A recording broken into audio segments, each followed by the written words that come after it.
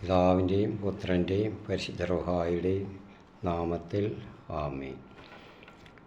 അഭിവന്ദ്യ പിതാക്കന്മാരെ, ഈ വീഡിയോ ഞാൻ ടൈറ്റിൽ ഉള്ളതുപോലെ തന്നെ KCBCയുടെ അഭിവന്ദ്യ പിതാക്കന്മാരുടെ എല്ലാവരുടെയും സമ്പൂർണവും സംയുക്തമായ ഒരു മാർഗനിർദ്ദേശത്തിന് വേണ്ടിയാണ് ഇത് സമർപ്പിക്കുന്നതിലെ ചില നമ്മുടെ സമൂഹത്തെ, കത്തോലിക്ക സഭ സമൂഹത്തെ ഇന്ന് ബാധിച്ചിരിക്കുന്ന ചില പ്രശ്നങ്ങളിലാണ്. ഇവിടെ പരിപൂർണമായിട്ട് തന്നെ എന്ന് പറയാം, മിക്കവാറും എല്ലായിടത്തും ഒരു സംശയത്തിൻ്റെ നിഴലിലാണ് നമ്മൾ ചില കാര്യങ്ങൾ ഇവിടെ കാണുന്നത്. ഒന്നാമത് ഞാനിപ്പോൾ പറയുന്നത് ഓണാഘോഷത്തെ പറ്റിയാണ്. ബൈബിൾ ഞാനിത് പറയുന്നതിനുള്ള ജ്ഞാനമോ അല്ലെങ്കിൽ അതിനുള്ള അധികാരമോ പ്രാപ്തിയൊന്നും എനിക്കില്ല, അതെനിക്ക് പൂർണ്ണ ബോധ്യമുണ്ട്. പക്ഷേ തെറ്റുകൾ എന്ന് സംശയം തോന്നുമ്പോൾ അത് പറയേണ്ടുന്നത് ഒരു ഉത്തമ ക്രിസ്ത്യാനി, ഉത്തമ കത്തോലിക്കൻ ആകാൻ ശ്രമിക്കുന്നവർ, ക്രിസ്തു ശിഷ്യരാകാൻ ശ്രമിക്കുന്നവരാണ് നമ്മൾ എല്ലാവരും തന്നെ, വിശ്വാസികളെല്ലാവരും. അങ്ങനെയാണ് എൻ്റെ വിശ്വാസം, ആകേണ്ടുന്നവരാണ്. അപ്പോൾ അതിന് പരിശ്രമിക്കുന്ന ഒരു വ്യക്തി എന്ന നിലയിൽ ആ കൂട്ടത്തിൽ ഒരാളാണ് ഞാനും. അതുകൊണ്ട് ഇത് ചൂണ്ടിക്കാണിക്കണമെന്ന് വിചാരിക്കുന്നു. കാരണം അഭിവന്ദ്യ പിതാക്കന്മാരുടെ ആരുടെയും നിർദ്ദേശങ്ങളൊന്നും കാണുന്നില്ല. അതും സംയുക്തമായിട്ട് സമ്പൂർണ്ണമായിട്ടുള്ള ഒരു പ്രസ്താവന, ഒരു നിർദ്ദേശകത്വം വേണം. ഓണാഘോഷത്തെപ്പറ്റി ഇന്ന് പറയുമ്പോൾ ഇന്ന് ആ ഒരു കാലമാണ്. കുറച്ച് നേരത്തെ ഇത് ചെയ്യണമെന്ന് വിചാരിച്ചിരുന്നെങ്കിലും വേണ്ട അത്രത്തോളം മോശമാകത്തില്ല എന്ന് ഞാൻ വിചാരിച്ചു. ഇത് റീത്ത് വ്യത്യാസമില്ലാതെ എല്ലായിടത്തും ഇന്നത്തെ നമ്മുടെ ചെറുപ്പക്കാരായ വൈദികരാണ് അതിന് ഒരു നേതൃത്വം കൊടുക്കുന്നത്. എല്ലാവരും ചേർന്ന് എല്ലാ റീത്തുകളിലും ഇത് ആഘോഷിച്ചു വരികയെന്ന് ഓണം ആഘോഷം. അതിൽ ഒരച്ഛൻ ഞാൻ പ്രത്യേകിച്ച് എടുത്ത് പറയുന്നത് ലിൻസ് അച്ഛനെ, മലബാർ റീത്തിലെ അച്ഛനാണ്. അച്ഛൻ അതിൽ പ്രധാനമായിട്ട് കാരണമായിട്ട് പറയുന്നത്, ഇതിനൊരു ന്യായീകരണം പറയുന്നത് രണ്ടാം വത്തിക്കാൻ കൗൺസിലിൻ്റെ മാർഗനിർദ്ദേശങ്ങളാണെന്നും പറഞ്ഞാണ്. രണ്ടാം വത്തിക്കാൻ കൗൺസിലിലെ മാർഗനിർദ്ദേശങ്ങൾ എന്ന് പറയുമ്പോൾ അത് മറ്റു മതസ്ഥരുമായിട്ടുള്ള സ്നേഹം, സാഹോദര്യം, ഒരു സാമൂഹ്യപരമായ കാര്യങ്ങൾ, ഒരു ഐക്യം എന്നിവ ഉണ്ടാക്കുന്നതിനാണ്. അല്ലാതെ മതപരമായ കാര്യങ്ങൾ അവരുമായിട്ട് ഒരു കോംപ്രമൈസിലെത്തി അവരുടെ ഇങ്ങോട്ടും പകർത്തി ഇവിടുന്ന് അതുകൊണ്ട് ഇവിടുത്തെയും ആകാം, അവിടുത്തെയും ആകാം, എവിടുത്തെയും ആകാം എന്നുള്ള ഒരു ഘട്ടത്തിലേക്ക് എത്തേണ്ടുന്നതാണെന്ന് കൗൺസിൽ പഠനങ്ങളിൽ പറയുന്നില്ല. അതെനിക്ക് പൂർണ്ണ ബോധ്യമുണ്ട്. അതുകൊണ്ട് അഭിവന്ദ്യ പിതാക്കന്മാരുടെ ശ്രദ്ധയ്ക്ക് വേണ്ടി സമർപ്പിക്കുകയാണ്. ഇതിൻ്റെ പരിപൂർണമായിട്ടുള്ള പരിഗണനയിലെടുത്ത് ഇതിനൊരു വ്യക്തമായ മാർഗനിർദ്ദേശകത്വം എല്ലാ KCBCയിൽ എല്ലാവരും കൂടെ ചേർന്ന് അത് തന്ന് വിശ്വാസികളെ നയിക്കണമെന്ന് വിനീതമായിട്ട് അപേക്ഷിക്കുകയാണ്. ഇപ്പോൾ ഓണാഘോഷത്തെപ്പറ്റി പറയാം. ഞങ്ങൾക്ക് പൊതുവേ ഉള്ള ധാരണ, ക്രൈസ്തവ വിശ്വാസികൾക്ക്, അത് ക്രൈസ്തവരെന്നുള്ള നാമത്തിൽ ഉള്ളവരെല്ലാവരും എന്നല്ല, വിശ്വാസം പഠിച്ചിട്ടുള്ളവരും സഭയെ മനസ്സിലാക്കിയിട്ടുള്ളവരും സഭയെ സ്നേഹിക്കുന്നവരും മനസ്സിലാക്കുന്നത് അന്യമതത്തിൻ്റെ ഭാഗം നമുക്ക് പാടില്ലെന്നാണ്. ഇപ്പോൾ ഈ കാലഘട്ടത്തിൽ ഹൈന്ദവ മത നേതാക്കന്മാരെല്ലാവരും, ഹൈന്ദവ മതത്തിൽ അവരെ പഠിപ്പിക്കുന്ന മതചിന്തകൾ പഠിപ്പിക്കുന്നവരെല്ലാവരും തന്നെ ഇന്ന് ആരും അതിൽ ഒഴിഞ്ഞിട്ടില്ല. എല്ലാവരും തന്നെ പറയുന്നുണ്ട് ഇത് ഹൈന്ദവ മതത്തിൻ്റെ പരിപൂർണമായ സ്വന്തമാണ്, പരിപൂർണമായ അവകാശം അവർക്കാണ് ഓണാഘോഷമെന്ന്. അവരതിനെ ഹൈന്ദവ കഥകളെ, മിത്തായാലും ശരി അല്ലാത്തയായാലും അവരുടെ സ്വന്തമെന്ന് അവർ പ്രഖ്യാപിക്കുമ്പോൾ, എതിരില്ലാതെ പ്രഖ്യാപിക്കുമ്പോൾ അത് അവരുടെ തന്നെയാണ്. തീർച്ചയായും വിളവെടുപ്പ് ഉത്സവം അല്ലെങ്കിൽ ദേശീയ ഉത്സവം അതുകൊണ്ട് എന്ന് പറയുമ്പോൾ എല്ലാ രാജ്യങ്ങളും എല്ലാം ഉണ്ട്, എല്ലാവരും പഠിച്ചിട്ടുള്ളതാണ്, വിദ്യാഭ്യാസമുള്ളവ ചെയ്തിട്ടുള്ളവർക്ക് എല്ലാവർക്കും അറിയാം. അത് വിളവെടുപ്പ് ഉത്സവമാണെങ്കിൽ ഈ സമയത്ത് അത് അവരങ്ങനെ പറയുകയില്ല. അതൊക്കെ മാറി, അന്നത്തെ ആ ചിന്താഗതികളെല്ലാം എന്നേ മാറി. ഇത് മതത്തിൻ്റെ ഭാഗമായിട്ടാണ് ഉള്ള ആഘോഷങ്ങളെല്ലാം അതിനകത്ത് കാണാം, എല്ലാത്തിലും. അതുകൊണ്ട് ഇപ്പം ഇവിടെ ഉള്ള പ്രശ്നം, ഞങ്ങൾക്ക് ഉത്തരം കിട്ടേണ്ടുന്നത് വിശ്വാസികൾക്ക്, ഈ ആഘോഷം പള്ളിയിൽ ആഘോഷിക്കാമോ? ഈ ലിൻസച്ചനും മറ്റുള്ളവരും കൂട്ടരും ഇതിനെ ആഘോഷിക്കുന്നവരുമൊക്കെ അതിൻ്റെ മറുപടി അതിനെ പരാമർശിക്കുകയില്ല. ഇത് ആഘോഷിക്കാം, ക്രിസ്ത്യാനികൾക്കും ആഘോഷിക്കാം, അതിൽ ആഘോഷിച്ചാൽ എന്ത് സംഭവിക്കുമെന്ന് പറഞ്ഞിട്ടില്ല. ജിൻസൺ പോൾ അച്ഛൻ മലബാർ റീത്തിലെയാണ്. അച്ഛൻ ഇതെല്ലാം പറഞ്ഞ് ആഘോഷിക്കാം, ക്രിസ്ത്യാനികൾക്കും ആഘോഷിക്കാം, കത്തോലിക്കർക്കും ചെയ്യാം, അതിനൊരു കുഴപ്പവുമില്ല. പക്ഷേ വീഡിയോയുടെ ഏറ്റവും ഒടുവിൽ അദ്ദേഹം പറഞ്ഞ ഒരു വാചകം ഇതാണ്: പള്ളിയിൽ ഇത് പാടില്ല എന്നാണ്. അദ്ദേഹം മാത്രം വ്യക്തമായിട്ട് ഒരു കാര്യം പറഞ്ഞു അവസാനം. ആദ്യം ഇതൊക്കെ പറഞ്ഞു എല്ലാവർക്കും ചെയ്യാമെന്ന് പറഞ്ഞു. സാംസ്കാരിക ആഘോഷം എന്നുള്ള നിലയിൽ നമുക്ക് ചെയ്യണമെങ്കിൽ അത് തികച്ചും സാംസ്കാരികമായിരിക്കണം, മറ്റുള്ളൊരു മതത്തിൻ്റെ ആകാൻ പാടില്ല. അപ്പോൾ അല്ലെങ്കിൽ ഇനി അവരുടെ മറ്റ് മതങ്ങളുടെ ആഘോഷങ്ങൾ സാംസ്കാരികമാണെന്ന് പറഞ്ഞുകൊണ്ട് നമുക്ക് ആഘോഷിക്കാം. നമ്മൾ ആഘോഷിക്കുമ്പോൾ സാംസ്കാരികവും അല്ലാത്തവർക്ക് മതത്തിൻ്റെയും ആണെന്നുള്ളത് വന്നാൽ അതെങ്ങനെയായിരിക്കും ഒരു കോൺഫ്ലിക്റ്റ് അവിടെ? അതെങ്ങനെയാണ് അത് ശരിയാകുന്നത്? ഔചിത്യം എന്താണ് അതിൻ്റെ? ഒരിക്കലും ശരിയല്ല. അപ്പോൾ ഇത് പള്ളിയിൽ ആഘോഷിക്കാമോ? മാർഗനിർദ്ദേശം കിട്ടേണ്ടതാണ്. 2, ആഘോഷത്തിൻ്റെ ഭാഗമായുള്ള പൂക്കളം. അത് പറയുമ്പോൾ ഹിന്ദു മതത്തിൻ്റെ ഔദ്യോഗികമായ ഒരു ഭാഗമാണ്, ആഘോഷത്തിൻ്റെ ഒരു ഭാഗമാണ്, ചടങ്ങായിട്ടാണ് ഹിന്ദു മത നേതാക്കൾ, ഞാൻ നേരത്തെ പറഞ്ഞവരും പഠിപ്പിക്കുന്നവരുമൊക്കെ അവകാശപ്പെടുന്നത്. അത് ഈ പൂക്കളം, അത് പൂക്കളത്തിൽ അതിൻ്റെ നടുഭാഗത്ത് അവർ ഒരു പ്രത്യേകത കൊടുത്ത് ഡിസൈൻ ചെയ്ത് അവരതിന് ഓണത്തപ്പനെയൊക്കെ പ്രതീക്ഷിക്കുന്നു. വിഷ്ണു ഭഗവാന് എന്ന് പറഞ്ഞ് അവർ ചെയ്യുന്നു. അപ്പം നമ്മളും അത് തന്നെയാണ് ചെയ്യുന്നത്. ഇത് പള്ളിയിൽ ചെയ്യുന്നവരുണ്ട്. ചിലർ പള്ളിയുടെ മുറ്റത്തായിരിക്കും, അറിഞ്ഞുകൂടാ. അതുകൊണ്ട് ഇനിയും പറയും അത് കാലാവസ്ഥയുടെ ഇതുകൊണ്ട് അത് അലങ്കോലമാകാൻ പാടില്ലാത്തതുകൊണ്ട് പള്ളിയിൽ ചെയ്യുകയാണെന്ന്. ഞാൻ അതിനെ അന്തിമമായിട്ടൊന്നും പറയുന്നില്ല. പിതാക്കന്മാർ അതിൻ്റെ നിർദ്ദേശം തരണം. എനിക്കെന്നല്ല, 3 റീത്തികളിലെയും സർവ്വവിശ്വാസികൾക്കും വേണ്ടി ആരെങ്കിലും ഒരാൾ പറയണമല്ലോ. അതുകൊണ്ട് ഞാൻ അത് പറയുന്നു. പിതാക്കന്മാർ ശ്രദ്ധിച്ചിരിക്കും, പല വൈദികരും പല വിധത്തിലാണ് ഇതിനെ വ്യാഖ്യാനിക്കുന്നത്. അപ്പോൾ അതുപോലെ തിരുവാതിരക്കളി, ഈ പൂക്കളത്തിൻ്റെ ചുറ്റുമുള്ള തിരുവാതിരക്കളിക്കും അതും വിഷ്ണുവിനെ ഉണർത്തുന്നതിന് ദേവദാസികൾ ചുറ്റും നടന്ന് അദ്ദേഹത്തെ സ്തുതി പാടി പുകഴ്ത്തുന്നതായിട്ടാണ് അവർ പഠിപ്പിക്കുന്നത്. അത് നമ്മളെന്തിനാണ് സംശയിക്കുന്നത്? അത് ആചാരങ്ങളിലെ സാംസ്കാരിക ആചാരങ്ങൾ, അന്യമതത്തിലെ ഭാഗമെന്ന് കരുതുന്ന സാംസ്കാരിക ആചാരങ്ങൾ നമ്മൾക്ക് എടുക്കണം, സംശീകരിക്കാം എന്ന് ഉള്ളത് രണ്ടാം വത്തിക്കാൻ കൗൺസിലിൻ്റെ പ്രമേയത്തിൽ പറയുന്നു. കാര്യം ശരിയാണ് എന്നും പറയും. മതത്തിൻ്റെ ഭാഗം ഇവിടെ എടുത്ത് ആഘോഷിക്കാമെന്ന് ആരും പറയുന്നില്ല. അവർ മതത്തിൻ്റെ ആണെന്ന് അവകാശപ്പെടുമ്പോൾ.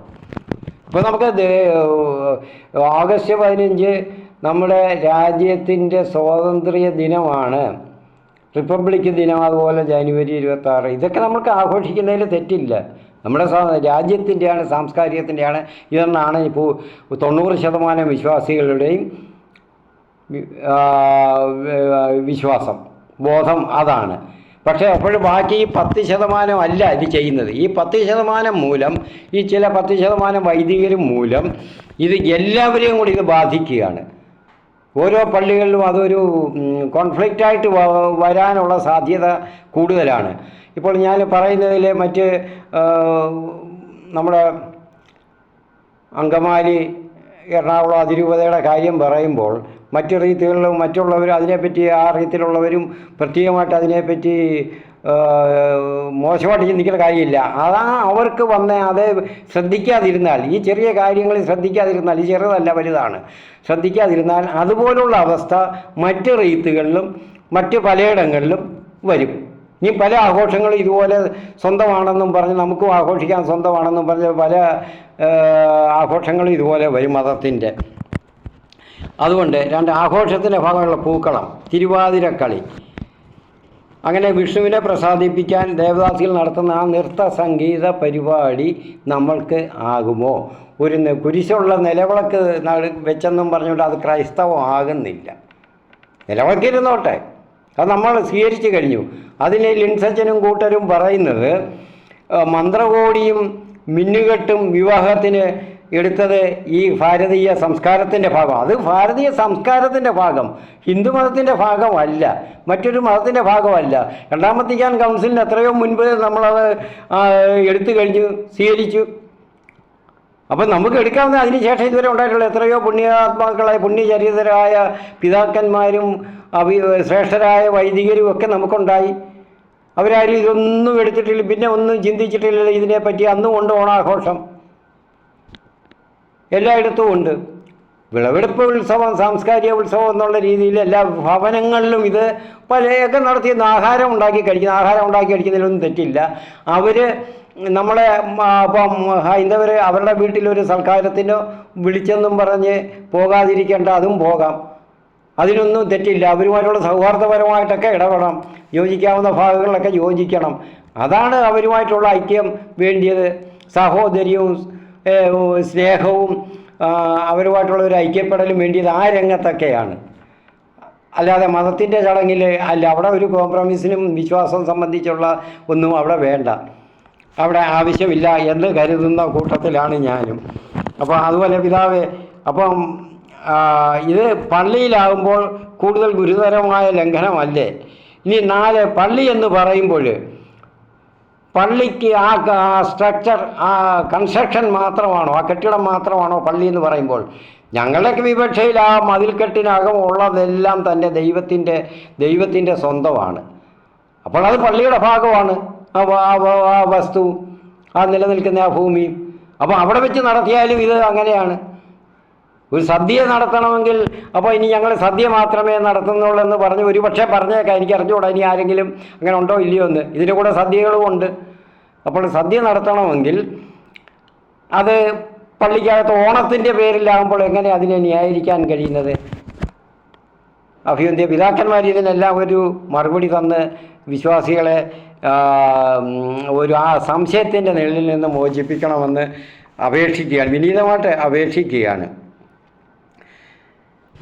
സ്നേഹവും മൈത്രിയൊക്കെ നമുക്ക് മറ്റു മതസ്ഥരുമായിട്ടെല്ലാം വേണം, ശരിയാണ്. അത് രണ്ടാം വത്തിക്കാൻ കൗൺസിലിൽ പറയുന്നത്. അവരിനെ തങ്ങളുടെ ഭാഗം ന്യായീകരിക്കാൻ വേണ്ടി തെറ്റായിട്ട് വ്യാഖ്യാനിച്ച് അതെടുത്ത് സമൂഹ മാധ്യമങ്ങളിലൊക്കെ ഇട്ട് എല്ലാവരെയും കൂടെ, മറ്റ് വൈദികരെയും യോജിക്കാത്ത വൈദികരെയും വിശ്വാസികളെയും കൂടെ വഴിതെറ്റിക്കാൻ നോക്കുന്നത് പൂർണ്ണമായ അപകടമാണ്. ഇനി പലതും ഇതുപോലെ വന്നുകൂടും. അതിനായി ഞാൻ ഒരു വീഡിയോയിൽ ഇട്ടിരുന്നു. ഇത് പുറപ്പാട് 23-ാം അധ്യായം ത്തിലെ ഭാഗങ്ങൾ ഇട്ടിരുന്നു. 20 സീനായ് മലയുടെ അടിവാരത്തിലുള്ള ആ സംഭവം നടന്നത് ഇട്ടിരുന്നു. പിന്നെ സംഖ്യയിലെ 25-ാം ഭാഗം, ഇതൊക്കെ ഒന്ന് വായിച്ച് നോക്കി മറുപടി പറയണമെന്ന് ജനങ്ങളോട് പറഞ്ഞിരുന്നു. വൈദികർക്ക് പലർക്കും അതൊന്നും ഇഷ്ടപ്പെട്ടില്ല എന്ന് എനിക്ക് തോന്നുന്നു. അതുകൊണ്ട് പിതാക്കന്മാരുടെ ഒരു മറുപടിക്ക് വേണ്ടിയാണ് ഇത് കാത്തിരിക്കുന്നത്.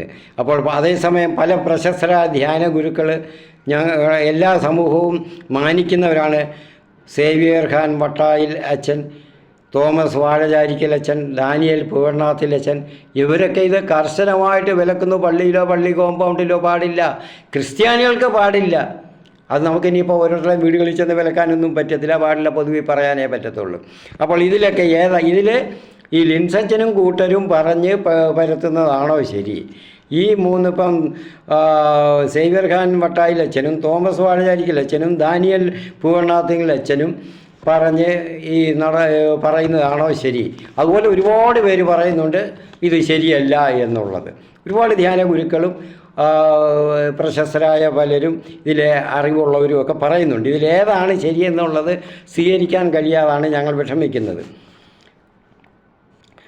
അപ്പോൾ ഈ ഒരുപക്ഷെ ഇതാണ് ശരി, അവർക്ക് ഈ വൈദികർ ചെയ്യുന്നത് ശരിയല്ല എങ്കിൽ എന്നോട് ഈ വൈദികരുടെ വാർഷിക ധ്യാനങ്ങളിൽ അവർക്ക് ഇങ്ങനെയൊക്കെയുള്ള ആഘോഷങ്ങളുടെയും സാമൂഹ്യ ബന്ധങ്ങളുടെയും ഒക്കെ കാര്യത്തിലുള്ള ഒരു മാർഗനിർദ്ദേശം അവർക്ക് കൊടുക്കുന്നില്ല. നല്ലൊരു രീതിയിലുള്ള ശിക്ഷണം, ഒരു പഠിപ്പിക്കൽ അവിടെ വേണ്ടിയതല്ലേ? വാർഷിക ധ്യാനങ്ങളിൽ എല്ലാ റീത്തുകളിലും ഉള്ളതല്ലേ?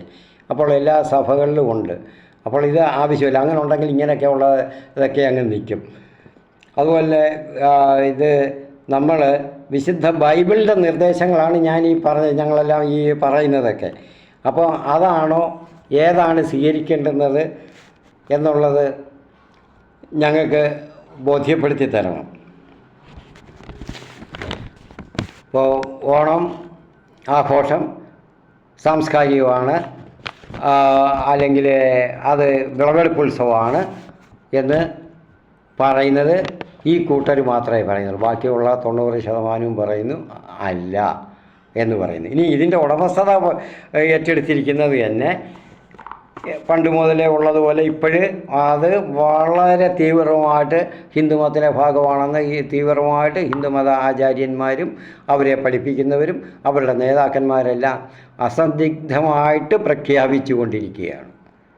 അപ്പോൾ ഈ അവസ്ഥ കണക്കിലെടുത്ത് KCBCയുടെ ഒരു ഏകീകൃതമായ സമ്പൂർണമായ ഒരു മാർഗനിർദ്ദേശം നൽകി പിതാക്കന്മാർ ഞങ്ങളെ സഹായിക്കണം. ഇതിനൊന്നും ഞാൻ ജ്ഞാനവും അതിന് തക്കവണ്ണമുള്ള പക്വതയൊന്നും ഉള്ളവനല്ല, അറിവൊന്നും ഉള്ളവനല്ല. എങ്കിലും അത് ഞാൻ നേരത്തെ ആദ്യമേ തുടക്കത്തിൽ പറഞ്ഞതുപോലെ ഒരു ക്രിസ്തു ശിഷ്യൻ പൂർണ്ണ കത്തോലിക്കൻ എന്നുള്ള നിലയിൽ ജീവിക്കണം എന്ന് പരിശ്രമിക്കുന്നവനാണ്. അതുകൊണ്ട് ചില വേദനകളൊക്കെ തോന്നും ആളുകൾക്കിടയിൽ. ഇതൊക്കെ സ്പ്ലിറ്റ് ഉണ്ടാകുമ്പോൾ അതൊരു സ്പ്ലിറ്റായിട്ട് മാറിയിട്ടില്ല, ഇനി മാറരുത്. അതിനുവേണ്ടി നമ്മളിപ്പോൾ ശ്രമിച്ചില്ലെങ്കിൽ അതിനാണ് ഞാൻ ഉദാഹരണമായിട്ട് എറണാകുളം അങ്കമാലി രൂപതയുടെ കാര്യം പറഞ്ഞ് അതിലും ആരും വിഷമിക്കരുത്. ഏതെങ്കിലും ഒരു ഇതിനായിട്ട് പ്രത്യേകിച്ചൊന്നും പറഞ്ഞതല്ല. ദയവായിട്ട് വിനീതമായിട്ട് അപേക്ഷിക്കുകയാണ്. എന്തെങ്കിലും തെറ്റുകളുണ്ടെങ്കിൽ പൊറുക്കണം. പക്ഷേ ഇതിനൊരു സമൂഹ മാധ്യമങ്ങളിലൂടെ അല്ലാതെയൊക്കെ പിതാക്കന്മാർക്ക് പ്രതികരിക്കാമല്ലോ. അത് പക്ഷേ സമ്പൂർണ്ണമായിട്ട് ഏകീകൃതമാകണം. അല്ലെങ്കിൽ ഒരു പിതാവ് പറഞ്ഞു, ഒരിടത്തിൻ്റെ പിതാവ് പറഞ്ഞു, മറ്റൊരിടത്തിൻ്റെ പിതാവ് പറഞ്ഞില്ല, മറ്റൊരിടത്തിൻ്റെ പിതാവിൻ്റെ അല്ല എന്നൊക്കെ പറഞ്ഞുള്ള വ്യാഖ്യാനങ്ങൾ പിന്നീടുണ്ടാകും. അതുകൊണ്ടാണ് ദയവായി അത് തെറ്റുകളുണ്ടെങ്കിൽ പോരായ്മകളുണ്ടെങ്കിൽ ക്ഷമിക്കണമേ എന്നുള്ള അപേക്ഷയോടെ പിതാവിൻ്റെയും പുത്രൻ്റെയും പരിശുദ്ധ റൂഹായുടെയും നാമത്തിൽ ആമീൻ സമർപ്പിക്കുന്നു.